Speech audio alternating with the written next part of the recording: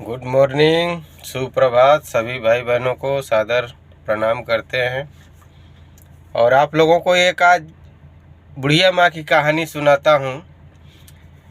एक गांव में एक छोटा सा परिवार था। एक बूढ़ी माँ थी, उनके 4 बच्चे थे। परिवार बहुत ही गरीब था, लेकिन परिवार बहुत ही खुशहाल और अच्छा था। समय बीतता रहा तो बुढ़िया माई दही बेचती थी। गांव में घूम घूम करके दही बेचती थी और बच्चे लोग खेतों में काम करते थे। तो दही ले करके बुढ़िया माता गांव में बेच करके जो अनाज मिलता था, उससे शाम को जो है कि अपना खाना पीना लोग खाते पीते थे। बाद में फिर दूसरे दिन फिर वही दही लेकर के निकलती थी। तो रास्ते में एक गुल्लड़ का पेड़ पड़ता था, बड़ा वृक्ष था।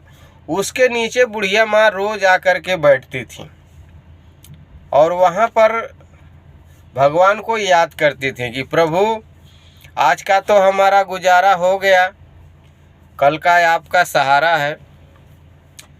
तो हमारे प्रभु भी अंतर्यामी हैं, बहुत ही दयालु हैं। उनकी माया कब किस पे घूम जाए कोई भरोसा नहीं है। ये सब प्रभु की लीला है।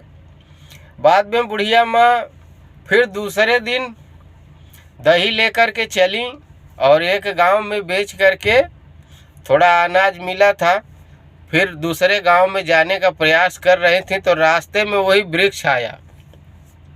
तो वृक्ष के नीचे दोपहर का टाइम हो गया था, तो बुढ़िया माँ बैठी आराम करने के लिए और फिर वही प्रभु को उन्होंने याद किया। याद करते समय प्रभु का महिमा डोल गई। बुढ़िया माँ के कहतरी में गुलर का फूल गिर गया।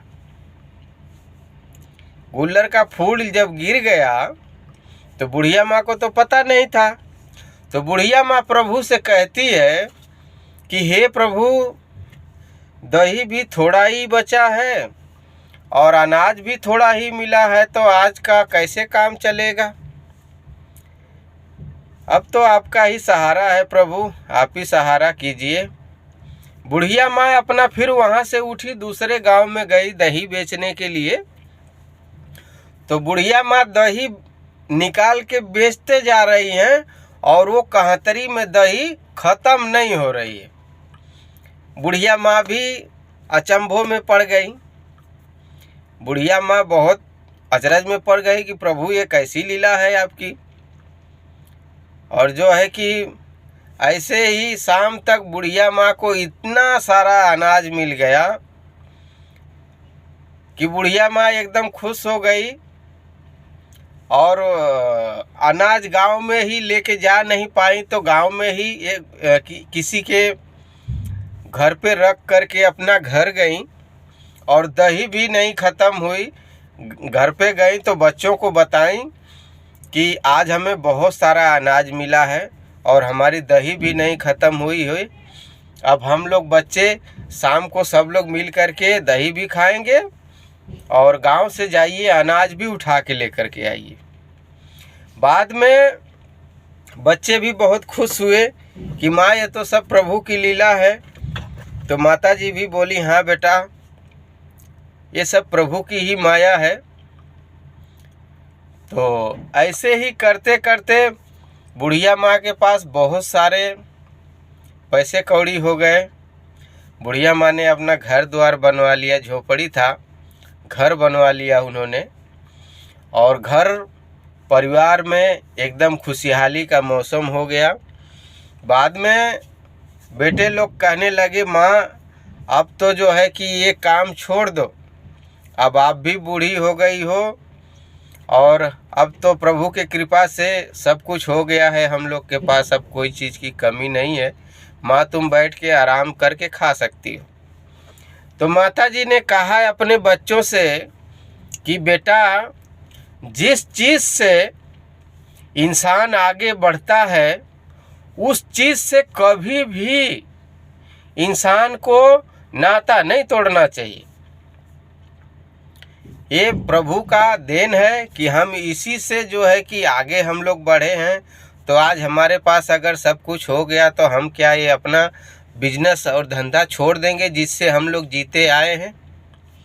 उस बुढ़िया माँ ने अपने बेटे को कहा, बेटा जब तक मैं ज़िंदा रहूँगी ये मैं करती रहूँगी।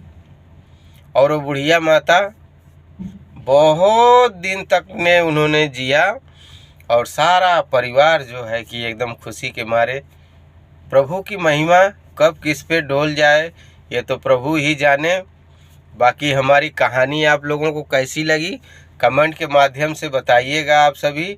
और जो है कि आप सभी से एक रिक्वेस्ट और है कि अगर किसी भाई बहन का वीडियो हमसे छूट जाए तो हमें क्षमा करिएगा, क्योंकि हमें भी यहाँ पे काम कर रहे हैं और हमसे जितना हो सकता है हमारा, अब हम यहाँ पे अपने मुंह से नहीं बताएंगे क्योंकि हमारे लिए भी मुश्किल है। हमसे जितना भी हो सकेगा हम आप सभी के लिए करेंगे। बाकी ऊपर वाले के हाथ में है प्रभु सबका कल्याण करें, बस इतना ही प्रार्थना है। और सभी का सहयोग हम करते रहेंगे हमेशा।